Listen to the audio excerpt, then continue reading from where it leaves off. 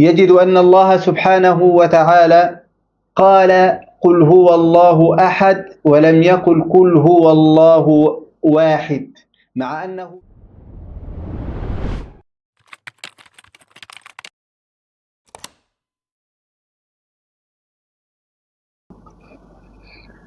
الحمد لله والصلاة والسلام على رسول الله صلى الله عليه وسلم.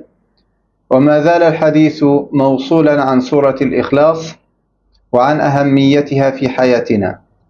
علمنا أنها سورة مكية، وعلمنا أن لها فضائل عديدة، وعلمنا أن لها أسماء كثيرة، وسميت بسورة الإخلاص لعدة أوجه.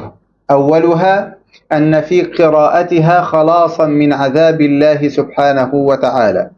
ثانيا أنها خالصة لله سبحانه وتعالى، فليس فيها أمرا ولا نهيا، وإنما هي وصف لله عز وجل. ثالثا أن فيها إخلاصا لله سبحانه وتعالى عن كل عيب وشريك وولد. قال الله عز وجل قل هو الله أحد. المتأمل في هذه السورة الكريمة يجد أن الله سبحانه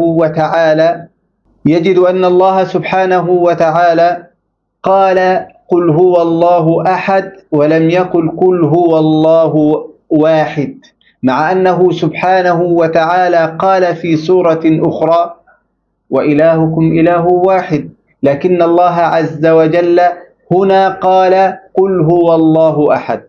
قال الإمام البقاعي في كتابه نظم الدرر أن المراد من هذه الآية المبالغة في الوصف، فأحد صفة مشبهة، وواحد صيغة اسم فاعل، والصفة المشبهة أقوى في الوصف من اسم الفاعل. كذلك أحد منقطع العدد، وواحد بداية العدد، فأقول واحد اثنين ثلاثة. أما أحد فليس بعده شيء، وهذا ما يليق بالله سبحانه، فهو الأول وهو الآخر وهو الباقي سبحانه وتعالى.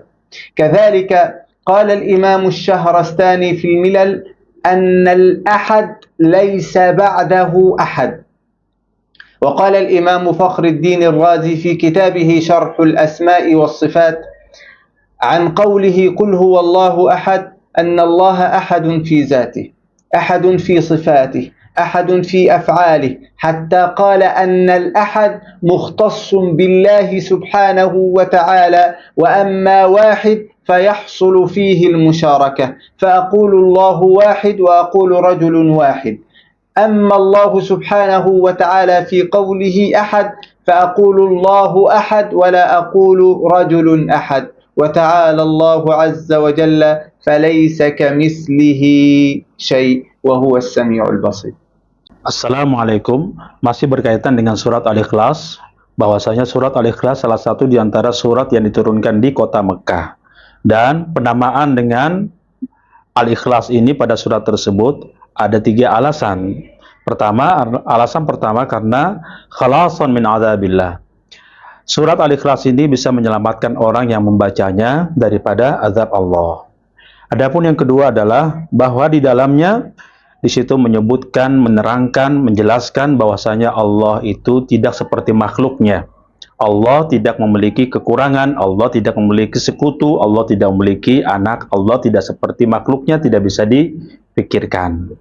Adapun yang ketiga, penamaan, kenapa dinamakan dengan surah Al-Ikhlas? Karena di dalamnya betul-betul murni hanya mengandung, memuat tentang sifat Allah, menjelaskan tentang sifat Allah. Di dalamnya tidak ada kata-kata perintah, tidak ada kata-kata larangan tentang hukum misalkan.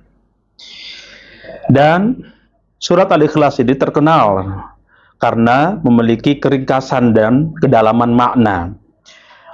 Di dalamnya mengajarkan bagaimana agar kita ikhlasul ibadah, kita betul-betul memurnikan ibadahnya kepada Allah Subhanahu wa Ta'ala, dan selamat akidah kita daripada perbuatan syirik terhadap Allah.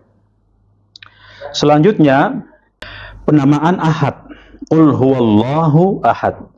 disebutkan dari 3 sumber oleh Syekh tadi, bahwasanya penamaan ahad sebagaimana firman Allah di dalam surat Al-Ikhlas, Qul huwallahu ahad. Kenapa disebutkan di situ Qul huwallahu ahad dan bukan Qul huwallahu wahid? Alasan yang pertama adalah karena ahad itu lebih kuat maknanya daripada wahid. Ahad adalah merupakan sighah mubalaghah, sementara kalau wahid adalah isim fa'il. Di samping itu, ahad adalah bilangan yang tersendiri, bilangan yang tidak berbarengan dengan yang lain, tidak ada gandengannya. Sementara kalau wahid, 1 ada gandengannya, setelah 1 ada 2, sebelum 1 ada 0. Sementara kalau ahad adalah bilangan tunggal, tidak ada gandengannya. Itulah kenapa disebutkan di situ Qul huwallahu ahad, bukan Qul huwallahu wahid. Selain itu, ada juga di situ kandungan makna dalam arti mentauhidkan Allah. Sebagaimana disebutkan Allahu ahadun, Allah itu maha tunggal fi dzatihi, dalam hal zatnya. Allahu ahadun, Allah maha tunggal di dalam fi sifatihi, dalam segala sifat-sifatnya. Dan Allahu ahadun fi af'alihi, dalam segala perbuatan-perbuatannya. Artinya Allah sama sekali berbeda daripada makhluknya dalam hal segala segi, baik dari segi zatnya, segi hakikatnya, ataupun dari segi gambarannya, sifatnya, ataupun dari segi perbuatannya. Dan bahwasanya Allah Subhanahu wa taala hanyalah Allah yang pantas untuk memberikan atau diberikan gelar dengan ahad, tidak kepada yang lain selain Allah Subhanahu wa taala. Terima kasih, semoga bermanfaat. Assalamualaikum warahmatullahi wabarakatuh.